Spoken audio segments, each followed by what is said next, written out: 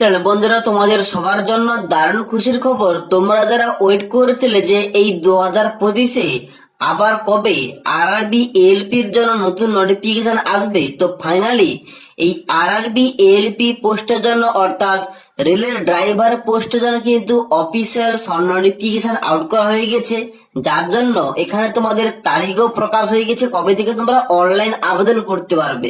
তার জন্য official notification অনুযায়ী এখানে তোমাদের শূন্যপদ কত রাখা হয়েছে, কারা কারা তোমরা আবেদন করতে পারবে এই এএলপি পোস্টের জন্য, তোমাদের শিক্ষাগত যোগ্যতা কি চাওয়া হয়েছে, এবং তার সঙ্গে সঙ্গে এখানে তোমাদের ইম্পর্টেন্ট তারিখগুলো কি দেওয়া রয়েছে এ টু জেড জানবো। তাই অবশ্যই তোমরা ভিডিওটি না টেনে শেষ পর্যন্ত দেখে নাও। তোমরা অনস্ক্রিন দেখতে পাচ্ছ অফিসিয়াল সেই নোটিফিকেশনটা ওপেন করে রেখেছি। এখানে দেখতে পাচ্ছ প্রথমে লেখা রয়েছে কি, government of India, ministry of railway, railway recruitment board, যেখান থেকে অফিসিয়াল নোটিফিকেশনটা আউট করা হয়েছে। এখানে দেখতে পাচ্ছ তোমাদের এখানে ইন্ডিকেটিভ নোটিফিকেশন নাম্বার দেওয়া রয়েছে 1/2025, অর্থাৎ এই 2025-এর শুরুতে এখানে কিন্তু এই আরআরবি তরফ থেকে এটা কিন্তু প্রথম বিজ্ঞপ্তি। ওকে, যেখানে তোমাদের নিচে সবার প্রথমে ইম্পর্টেন্ট ডেট গুলো দেওয়া রয়েছে। এখানে দেখতে পাচ্ছ বলা হচ্ছে কি, যে opening date of application 12 April 2025 তারিখ। তোমরা এখানে এই আরআরবি এএলপি পোস্টের জন্য অনলাইনে আবেদন করতে পারবে। অনলাইন আবেদন করা যাবে 11 মে 2025 তারিখ পর্যন্ত।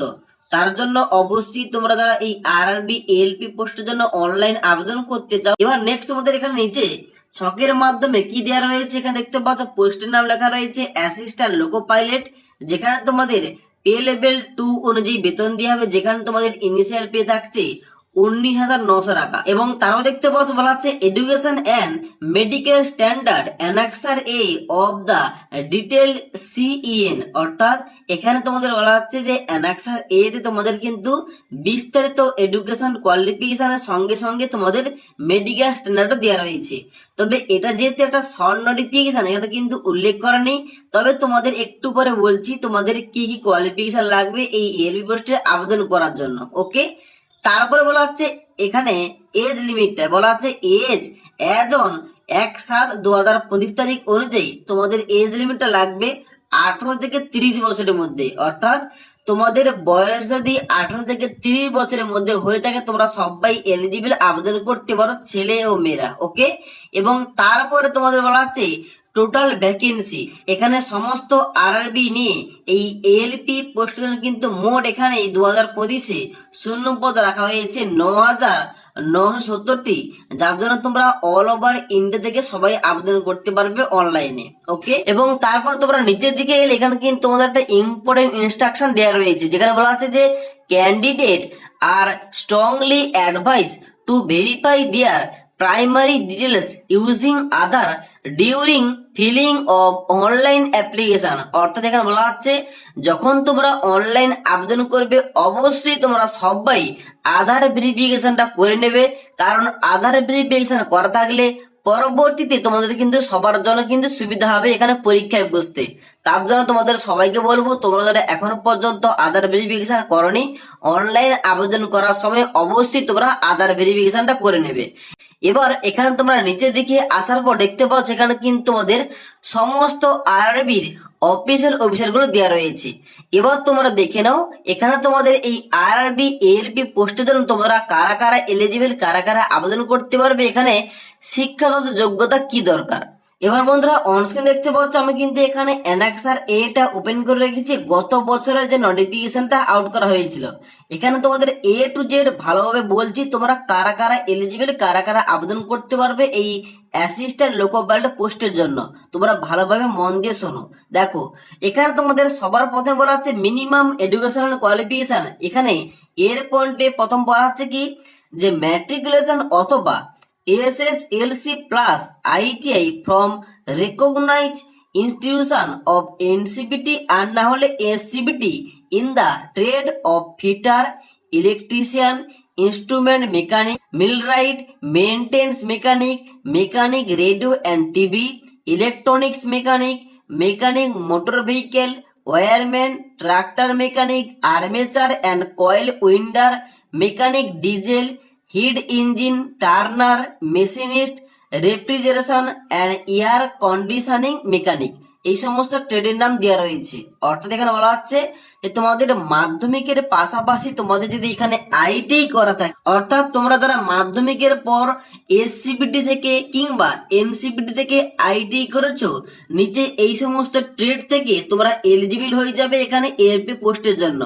অর্থাৎ তোমরা যারা মাধ্যমিক পাস করেছো, মাধ্যমিকের পরে আইটিআই করেছো, এই সমস্ত ট্রেডে তোমরা কিন্তু এখানে এলপি পোস্টে এলিজিবল আবেদন করতে পারো। তারপরে আবার এখানে অর দিয়ে বলা হচ্ছে যদি তোমাদের মাধ্যমিকের পরে এই সমস্ত ট্রেডে আইটি না করা থাকে, এখানে তোমাদের অর দিয়ে বলা হচ্ছে কি যে ম্যাট্রিকুলেশন অথবা SSLC plus course completed and apprenticeship in the trade mention above. অর্থাৎ উপরে দেয়া এই সমস্ত ট্রেডে তোমাদের যদি মাধ্যমিকের পর অ্যাপ্রেন্টিসশিপ কোর্স করা থাকে তোমরা কিন্তু এলিজিবল আবেদন করতে পারো। ক্লিয়ার?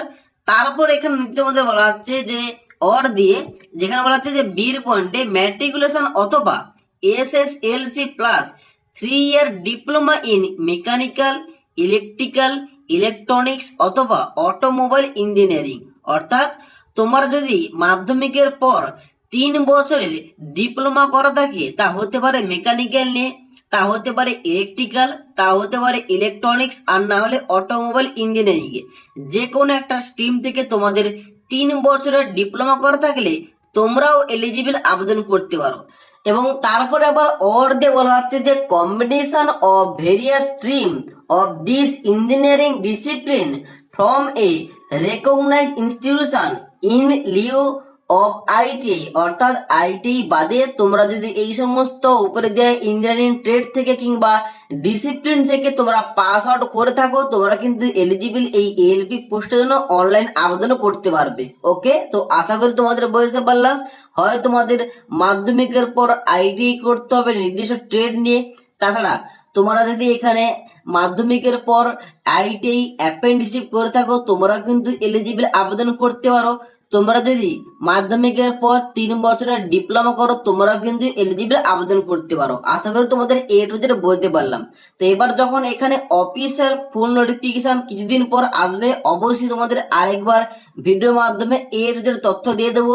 তাছাড়া অনলাইন যখন আবেদন শুরু হবে 12 এপ্রিল থেকে, অনলাইনে তোমাদের সঠিকভাবে কিভাবে আবেদন করতে হবে এই টপিকে ভিডিও নিয়ে আসবো। তার জন্য অবশ্যই পরবর্তী ভিডিওগুলোর টাইম টু টাইম আপডেট পাওয়ার জন্য অবশ্যই আমাদের চ্যানেলটি সাবস্ক্রাইব করে পাশে থাকা বেল আইকন প্রেস করে অল নোটিফিকেশনটা অন করে রাখবে।